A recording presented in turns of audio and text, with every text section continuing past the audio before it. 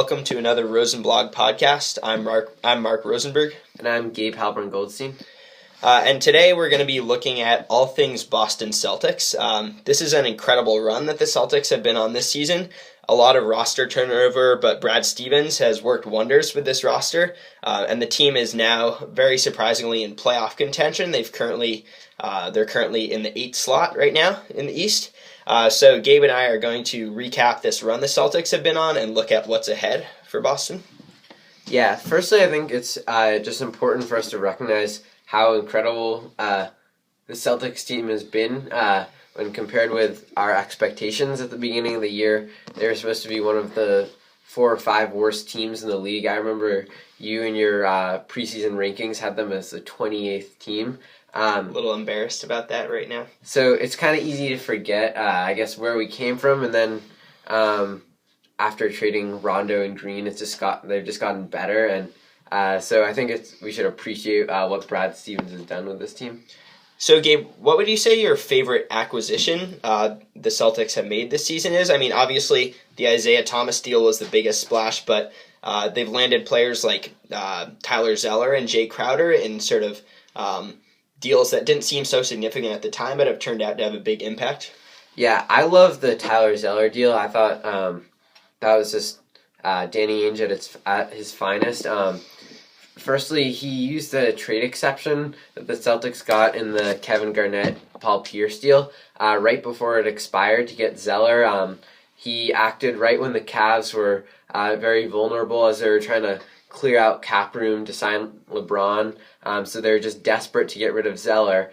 And not only did they get Zeller picking up his contract to help the Cavs, they got the first-round pick that eventually got them Isaiah Thomas, as well as Marcus Thornton. So I thought that was just an incredible move by Ainge. In addition, all they gave up in that deal was a conditional second-rounder that they won't even have to give up. So basically they got a guy who's turned into a very good center for them. He has work to do on the defensive end, only averages 1.2 blocks per 36 minutes, but with Zeller on the floor, the Celtics have an offensive rating of 118, which would be the best in the entire NBA. He's averaging 17 and 10, almost a double-double per 36 minutes.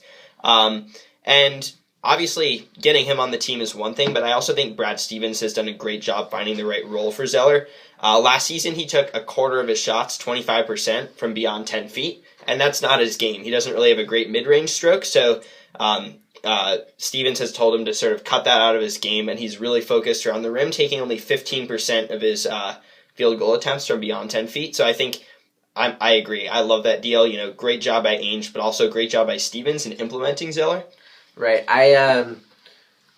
Zeller is a good player, but obviously he's not a star. But I think it kind of represents what Ainge is doing. Instead of waiting around like the 76ers to get a top draft pick, Ainge just loves stockpiling assets, whether it be draft picks or valuable players. And I love this approach. I think it's tanking hasn't been a very good solution for reaching contender status for a poor team, and I think that Ainge is approaching it the right way. Right. I mean, you could laud the Sixers for trying to land a star. It really does take star players to win in the NBA for the most part.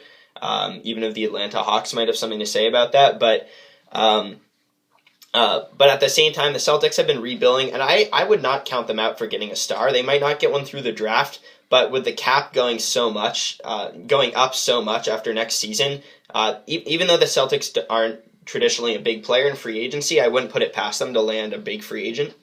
Right. I think getting a star is really important, but you can't go in with the approach that I'm going to do whatever I can to get a star. It just takes luck, and I think the Celtics are better off fielding the best team that they can, developing their young players, and their star will come how it comes, whether it be later in the draft, whether it be a trade, free agency. You just kind of have to get lucky. It's not as simple as tanking and getting a star. Yeah, I agree with that. And it's also dangerous to create a culture of losing. I mean, no star in their right mind would sign with the 76ers. So, but let's look at another deal that's been really important this year. the Rajon Rondo trade, most of those pieces, Brandon Wright, Jameer Nelson, are already gone from Boston, but Jay Crowder has stuck around, and he's been huge. Right. I was very skeptical about the Rondo deal when it happened. We wrote an article debating whether it was a good move or not, and I was firmly against it. But now that time's passed and I look back at what's happened, I have to say that Ainge made the right choice.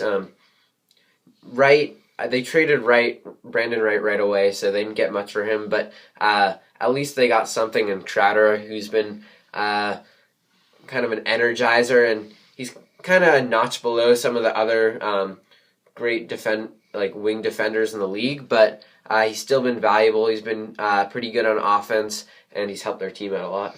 Yeah, I mean, I'm with you in that I think maybe Ainge could have gotten a bit more for Rondo, but I think that how Rondo has played in Dallas for the Mavs has showed a lot of his flaws and showed why maybe he wasn't the right player for the Celtics to build around. He's a 31% free throw shooter, which is almost unbelievable. That's worse than Crowder shooting from three. He's been butting heads with Rick Carlisle and the Mavs, which were a very promising team and one of the best offensive teams in the league before that Rondo trade, have really taken a nosedive since they landed him. So I think clearing Rondo was kind of a pivotal point for Stevens to really have a young roster that he could mold to his liking and create a very positive culture in Boston. Right. The one thing I want to say about Rondo is, although right now it certainly looks like he's been a very poor fit on the Dallas Mavericks and it hasn't really worked out, I'm going to wait to make my judgment of that trade for the Dallas until the playoffs happen, because Rondo's always been someone who's kind of just walked through the regular season and turned it on in the playoffs. So I really want to see what he does in the postseason before I write him off. That's a good point. I agree with that. But I think Crowder has been a great fit in Boston, as you mentioned. Players like Crowder are just getting a bigger chance to really have an impact on a team than they ever have before in their careers. Crowder's averaging 24 minutes a game in Boston. He was playing something like 10 in Dallas. As you said, his defense is strong, but also he's demonstrated at least a decent outside stroke, shooting 32% from three. So if he can improve that and become a capable 3-and-D guy, players like him are so valuable in today's NBA. You look at Kawhi Leonard, DeMar Carroll, Jimmy Butler. If the Celtics have even a poor man's Jimmy Butler on their team, that's a really key building block. Right. So Mark, tell me, are you rooting for the Celtics to make the playoffs this year? Well, originally I was against the Celtics trying to make a playoff run. I thought, what's the point of getting bounced in the first round? And there are some promising stars in this draft, from D'Angelo Russell to Jahlil Okafor to Karl Anthony Towns and Willie Cauley-Stein, or pretty much anybody on Kentucky. But my perspective on this has really changed. I would love to see the Celtics in the playoffs. I mean, at this point, they're probably not going to have a top 10 pick in any case, but also this is an exciting team to watch, especially once Thomas comes back from injury and is on the floor. There's just so much to like. You never know where the scoring will come from, but everyone on the team has a very selfless mentality. And I mean, I don't see them making it past the first round, but hey, they've already beat the Hawks this year. If they get that 8 seed and are matched up against the Hawks, I wouldn't put it past them to take a couple games. I think that experience would be really valuable. I'd love to see Stevens coaching in the playoffs, so I'm actually all in for the playoff run at this point. How about you? Yeah, I'm the same way. I mean, the Celtics have already stockpiled so many draft picks.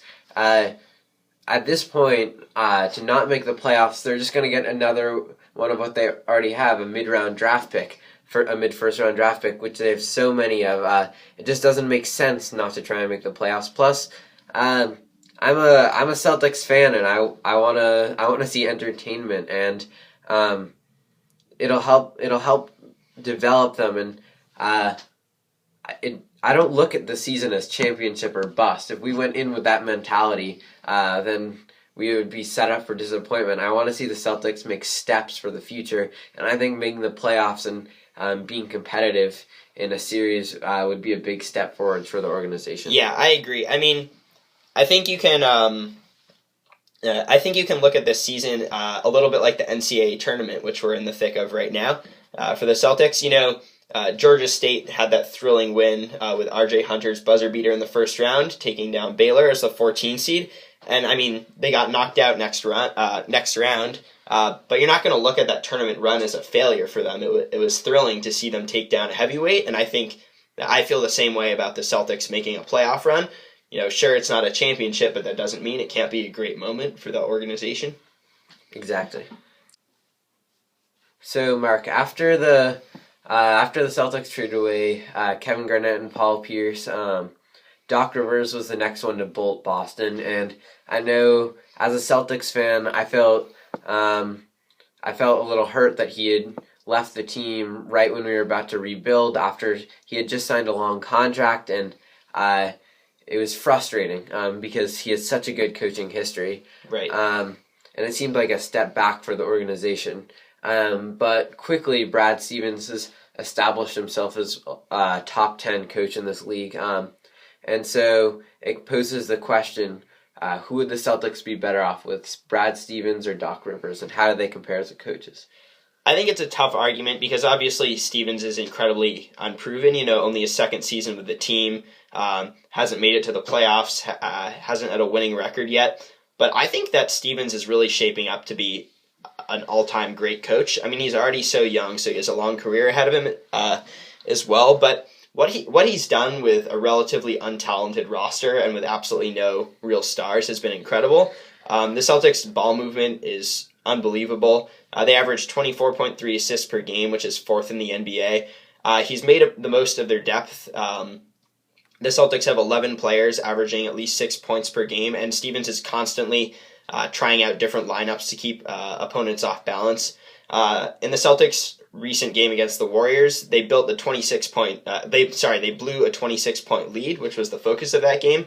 But what got overlooked is that they built that 26-point lead, and they mostly did it with a lineup of Isaiah Thomas, Marcus Smart, James Young, Jay Crowder, and Jonas Jerebko, which is a tiny lineup that I do not think the Warriors were expecting, but they just ran circles around them. So I think Stevens tinkering with lineups and making the most of a roster that's not very talented has been very impressive.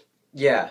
Another thing to remember about Doc Rivers is that he really wasn't regarded as a top-tier coach until he got Allen and Garnett. He before that had a very young roster and kind of struggled with the player development, which Brad Stevens has just been thriving at. So it seems like Stevens might be a better fit for this roster. Right. I think one thing that's impressive about what Rivers did in that championship season, though, is that he was the architect of the first real Big Three team that was successful. That ushered in a new era of roster building in the NBA, and he found a way to take Garnett's talents and Pierce's talents and Rondo's talents and mesh and throw in a little Rondo and a little Perkins and a little James Posey and just make it work beautifully. So I think he really does deserve a lot of credit for that. I mean, obviously, it's a roster with some historic greats, some Hall of Famers, but I still think that's impressive. But I just can't wait until the Celtics finally land a few stars to play for Stevens. I think that'll be pretty exciting to see. Yeah. Another key factor in the Stevens-Rivers debate is that in the NBA, it's much harder to go from being a good team to a great team that's championship caliber than to go from a bad team to an all-right team, which is what Stevens has done. So though Stevens maybe has gotten the most out of his roster, it's still hard to say that he's better than a better coach than Doc Rivers, who won a championship, especially after Rivers assembled his team all in one offseason. They did it right away. Right, I agree with that. I mean, if you think about it, the Celtics have been impressive this year, but there are so many things this team is lacking. No dominant isolation scorers. Thomas is certainly good, but I wouldn't call him a dominant top-tier isolation scorer. No real very threatening outside shooters. No top-tier three-point shooters, which is so important in today's NBA in terms of spacing the floor. It takes masterful ball movement to create so much space and so many openings on a roster without any really elite three-point shooters. So again, I think a few pieces here and there, and the Celtics will be really fun to watch under Stevens. Also, no real rim protector. Celtics' biggest rim protector is Tyler Zeller, who's known for his offense, not his defense. Oh, so you wouldn't call Kelly Olynyk an elite rim protector? Ouch. Yeah, that's another great point. Rim protector is something the Celtics are sorely lacking, and something that I think they'll try and address these next couple off seasons. But we'll get to that. So obviously this has been an exciting season, and it'll be fun to see whether the Celtics can make the playoffs and maybe even make a splash in the playoffs. But ultimately the focus has to be on getting Banner 18 to Boston. While the Celtics have a great coach and a good core to build on, and a lot of players who will be part of a very good supporting cast down the line, I think it's not really clear how the Celtics will get to that next level and become perennial playoff contenders and championship contenders again. So, Gabe, I thought you could start off this section by kind of breaking down what the Celtics payroll is looking like for the next few years. Yeah, so next year they'll see some money coming off the books with Brandon Bass and Jonas Jerebko leaving, and so they should have about $20 million of free space underneath the cap, and that could even go to $30 million if they can somehow offload Gerald Wallace, whether that be amnestying him or trading him away to get out of his contract. And then the next year, though, they're going to have a lot more free space. They'll have, not only are they losing a couple of contracts, the NBA recently announced that they're going to be expanding the salary cap for the 2016-17 season. With that new TV deal coming in, yeah? Yeah, so they should have about $70 million in cap space, which will be huge because this means they'll be able to sign at least 2 max contract free agents. Maybe even 3, yeah. Maybe even 3 in the next couple of years. So it'll be interesting to see where they go. They'll have a lot of options financially. Yeah.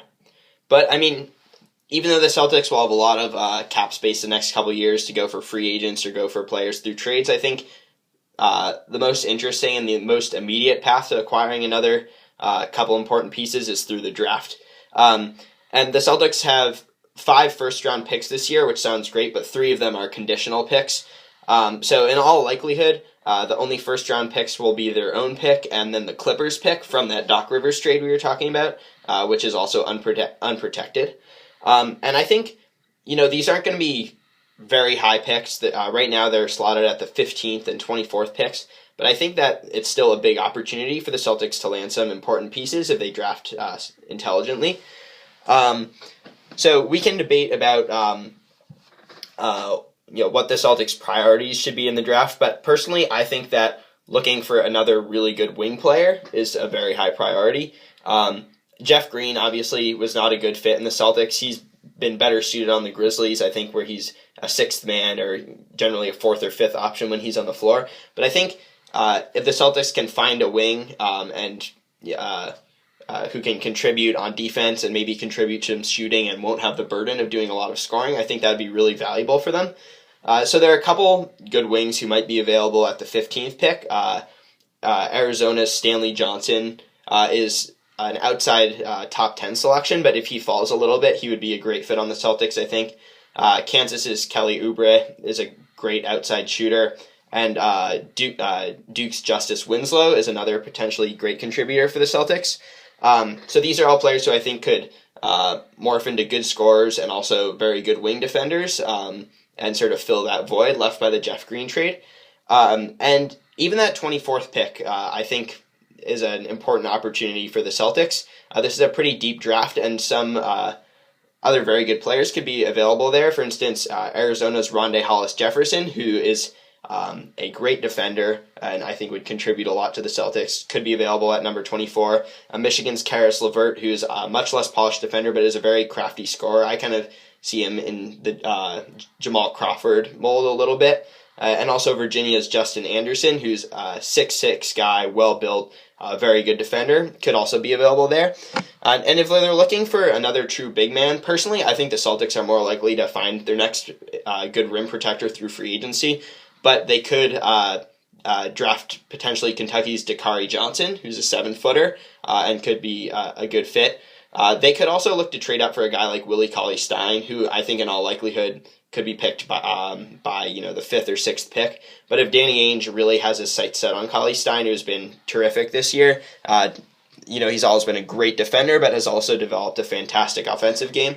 I think I could see Ainge trying to make a package to go up for Cauley-Stein. So there are a lot of options through the draft. They won't have the Celtics won't have a very high pick, but I think they'll still have a valuable pick and picks that they can do a lot with. Do you see the Celtics holding on to all their picks in the next 2 years? And Ainge has built up just an immense stockpile of draft picks, so it'll make for a crowded roster, but picks are really valuable. So do you think that the Celtics will trade them for other ready assets? Or it's really hard to say, but I wouldn't put it past Ainge. I think I think the Celtics have a lot of exciting young players who the fan base is quickly growing attached to, from Marcus Smart to Kelly Olynyk to Jared Solinger.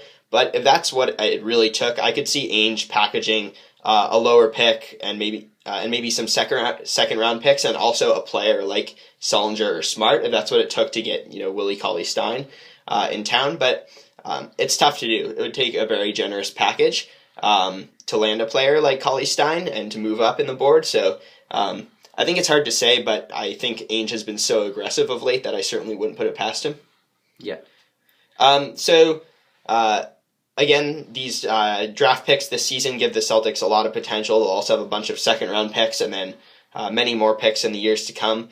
But let's look at the upcoming free agency market. There are a lot of good players who will be free agents this offseason. So who do you think the Celtics should be targeting? So I think, for me, there are two main positions that I think the Celtics should be looking at, wings and a rim protector.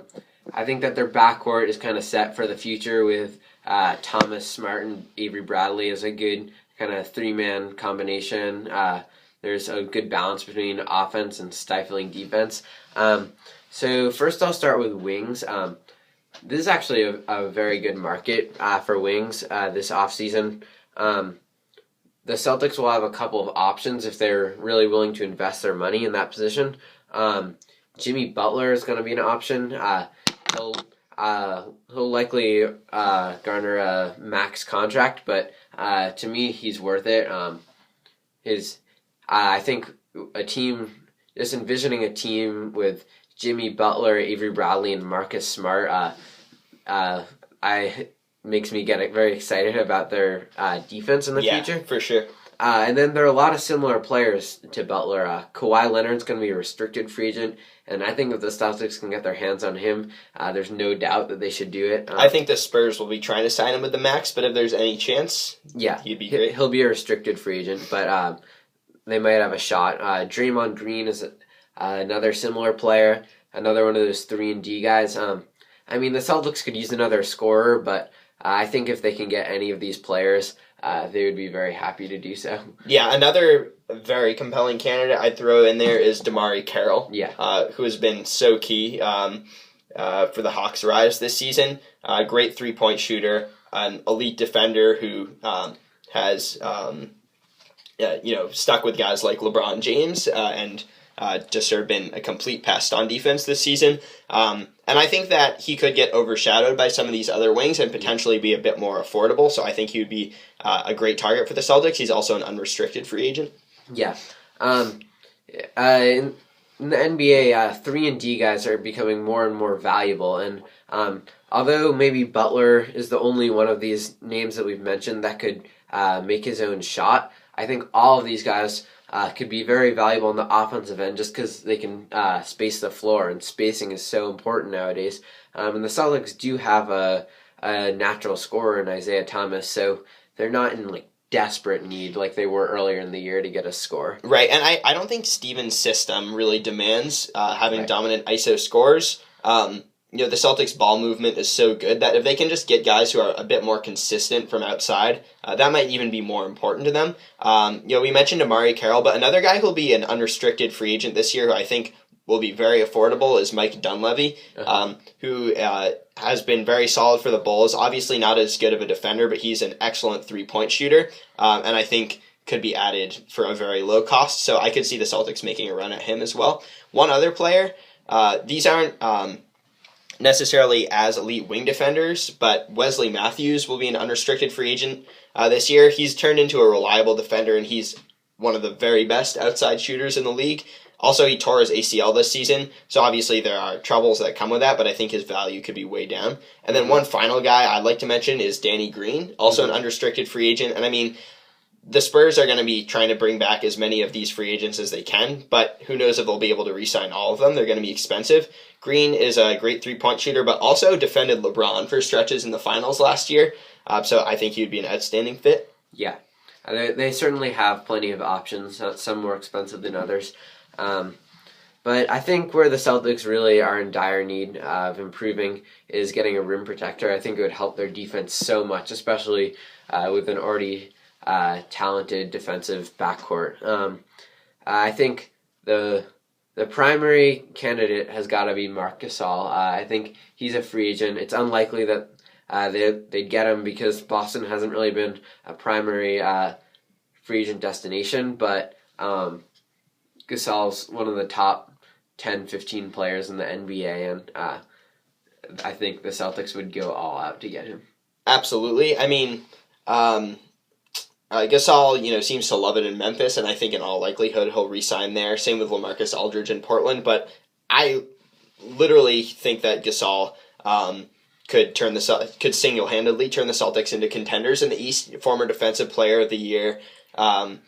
He's developed into a much more consistent scorer this year, actually taking a big leap there, and is also one of the best passing big men in the league, so I think he is definitely the top big man target. What are your thoughts on DeAndre Jordan, who's an unrestricted free agent this year? Do you think he's a guy the Celtics should be going for?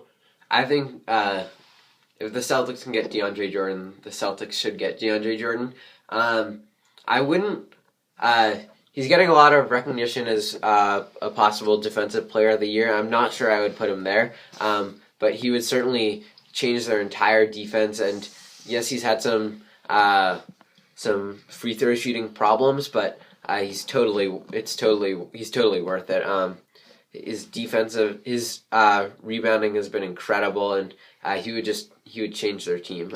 Yeah, I'm with you. I mean, getting DeAndre Jordan would be great. And he's developed into a surefire max guy this year, but I think he's becoming a bit overvalued personally. He's having these incredible rebounding numbers, but I think those are inflated just by the fact that the Clippers often have no other capable rebounders on the floor, and he's so athletic he can grab down so many. The free throw shooting is a serious problem, and he will get the max, but I think that might be money that's better spent elsewhere for the Celtics.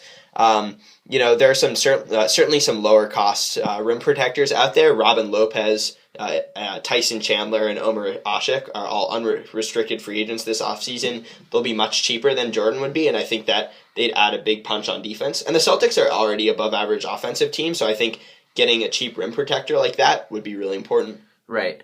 Robin Lopez is a name that I look at and I'd love to see in Boston next year. He's been one of the most underrated players involved in the Portland turnaround. It's turned them into contenders. And he doesn't really fill up the box score, but he's really helped their defense put them in a place to be championship caliber. Another interesting thing to look at is that this is just the free agents for this year, but the free agent crop for 2015-16 is looking really strong. A lot of people are keying in on Anthony Davis, who will be a restricted free agent, and obviously LeBron and Durant, and their mouths are watering, but that's probably not in the Celtics' future because I don't see any of those players going to Boston. That said, there are a lot of strong options for the Celtics besides those three.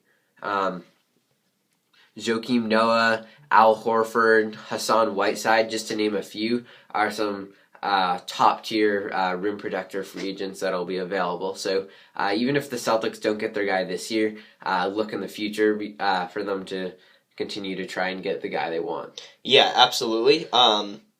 I think that's right. And I also think that there are a lot of players who are going to be free agents this offseason who will be trying to sign just 1 year deals so that they can come off the market again once the cap goes up and get enormous contracts. But going back to this year's free agency, I have a couple other questions for you. Yeah. So first, do the Celtics let Brandon Bass go? This might seem like an easy question, but the Celtics kept him around through the trade deadline this year. He's been a completely selfless player, very consistent, often comes up with big shots for them, and I think has just been an outstanding teammate. So do you think the Celtics should just let him go that easily? I think you could say this about any player, I guess, but I think at the right cost. The Celtics already have a couple of very serviceable power forwards and Kelly Olynyk and Jared Sullinger, so whether they'd really want to invest in another power forward at the expense of another position seems questionable, but I think that Bass would definitely be a good acquisition for the Celtics because he's always had a role in the team. He can play off the bench, he can start, he's very flexible. And also, if the Celtics do want to package Sullinger or Olynyk in a trade for a star, it would be really good to have the backup in Bass. Plus, if they want to trade Bass, it seems to me that there'd always be a market for him, someone who could fit in seamlessly on any contender. Right. I personally, again, at the right price, I personally would like to see Brandon Bass remain wearing Celtic green. I think he's been one of the most overlooked players on the team this year. Just incredibly selfless play from an experienced veteran, and I think a really important presence on the team. Now, the second question I have for you is that perhaps the name being thrown around most frequently as the guy the Celtics should go all in for in free agency is Kevin Love, who seems pretty likely to leave Cleveland this year, given that it just hasn't been a great fit and he hasn't seemed that happy as a tertiary option. Do you think Love is a guy the Celtics should really go all in for? I think so. I mean, we're throwing around some names that are a lot worse than Love. The Celtics should give the max option to, so why not Kevin Love? Sure, it didn't really work out for him in Minnesota. The Timberwolves never made the playoffs, but the Celtics right now, to me, are a team filled with great role players, but just don't have that first guy or that second guy. The Timberwolves dealt with a lot of injury problems. They never really had the right supporting cast for Kevin Love. I always thought that Love and Rubio were playing really well, and then the rest of the team wasn't really picking it up. They had a pretty good plus minus when he was on the floor, and pretty terrible when he went off. So I think if the Celtics can get a player of that caliber, they should do it immediately. This might be an uncommon opinion, but I'm actually of the opinion that the Celtics should not be looking to get Kevin Love. Yes, I know he's a star, but first off, he's not a particularly fun player to have on the team, in my opinion. He's known for griping with teammates and kind of being a grouchy player, both on and off of the court. And second, I think he again, is overvalued. Obviously a great scorer, but on all observations, not a very good defender. The Timberwolves' defense was terrible. He hasn't been very good on the defensive end in Cleveland to the point where he's even been off the court for long stretches and many fourth quarters. There's a reason the Timberwolves weren't a playoff team. Yes, he's a great scorer, but I think he's not a particularly fun player to build around, and definitely not a star who's going to take you to a title, in my opinion. I think those are valid points, but you also have to look at where he's been. Kevin Love has never really been in a very good situation to succeed.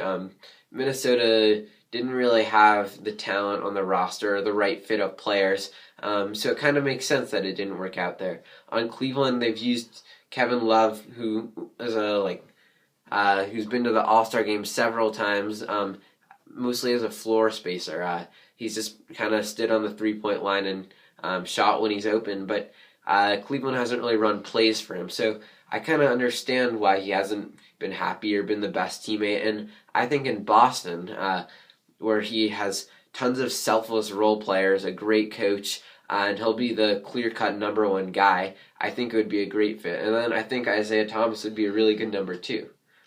Yeah, I see your point. I guess if you have two possible directions for the Celtics to go, and one is building around Love, and the other is getting a couple players who maybe aren't quite as high quality, but who still bring a lot to the table, like Damari Carroll, DeAndre Jordan or Robin Lopez, and then maybe waiting out for a max guy the following season. That's the direction I would more like to see them go in. But I think you're right, though. Love, would be a good piece for them to build around, and this would be a much better situation for him than he's been in. Yeah, I certainly see the hesitations about Love. I kind of see Love as kind of like a much, much, much better of Kelly Olynyk, right? Kelly Olynyk is terrible in the defensive end, but they live with him. Like they can still be a good defensive team. And at worst, Kevin Love is a floor spacer like Olynyk, but at best, he's a guy who runs your offense and makes you an actual contender.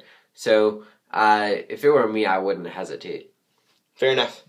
All right. Well, I think we've just about covered all the potential free agent targets for the Celtics to build around the next couple off seasons. So finally, let's project down the road a little bit. Where do you see the Celtics both next season and then in 3 seasons down the road? For next season, I kind of see more of the same. Unless the Celtics can actually pull off a big free agent splash or get really lucky in the draft, I don't really see them becoming a contender. But I think as long as Brad Stevens is the coach, they're going to be respectable, they're going to play hard, and they're going to compete for the playoffs. I think you might see more of the same next year. I personally think the Celtics will actually take a big step the following season. I agree that I don't think they'll be contenders in the East. They have a long way to go to match teams like the Hawks, Cavs, or the Bulls if they can get Rose healthy, which seems unlikely. But I do think they'll take another step if they can land. Let's just say hypothetically they get Justice Winslow with the 15th pick. They land Karis LeVert with the 24th pick, and then they sign DeMarre Carroll or Robin Lopez. I think those are 3 pieces who definitely put them in the thick of the East playoff race, a potential maybe 5 or 6 seed. So I don't think they'll be competing for the East title next season, but I do think they could reach a point where they're a definite playoff team and where they really do take another step, and also definitely a team that's going to finish above 500. Mm-hmm. I think it kind of depends on the moves, really. It depends on who they get. As for the next 3 seasons, the Celtics have a very good chance to put themselves in a place where they can be a real contender. They have so many draft picks, they'll have so much cap space, there will be so many players that they'll have a shot to get. It's impossible to say exactly if they'll be able to obtain the players they want, but they certainly have a good chance, and they have a great infrastructure with Brad Stevens as the coach. So I think my guess is that they'd be a contender in 3 seasons, but who knows? Without that star, it's hard to say. Yeah. We've talked about a lot of players the Celtics should prioritize in signing, but I think their top priority of someone to sign is Brad Stevens. I think they need to extend him beyond this contract and get him into Boston, or keep him in Boston for ultimately 15 or 20 seasons, because if they give Stevens a really good chance to build a title contender in Boston, I think that he'll do amazing things with this team. I'm with you. I think even in 3 seasons, this is a team that could be contending for the East title if Danny Ainge keeps doing such a great job. But none of this is guaranteed, and the one thing that is guaranteed is that the Celtics have a real chance at making a playoff run this season. So again, back to that, I think the best thing to do is enjoy this ride that they've been on, hope they can hang on to that 8 seed, and hope for a fun series against the Hawks this April. Amen. Well, that just about concludes the Gark Show, our podcast on the Celtics. Thank you for listening, and we'll be back soon with more NBA coverage.